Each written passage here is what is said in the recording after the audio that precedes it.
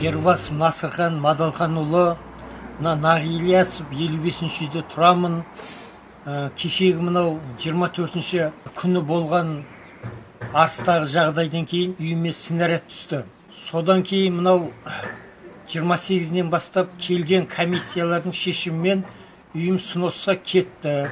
Мына Құдайға шүкір, Қостанай облысы алды, және де мынау Сарыағаштың әкімшілігі бірлесіп күнде келіп жағдайымызды біліп, барлық еш нәрседен бір келмей қалып жатқан жоқ. Өкіметімізге алғыс айтамын.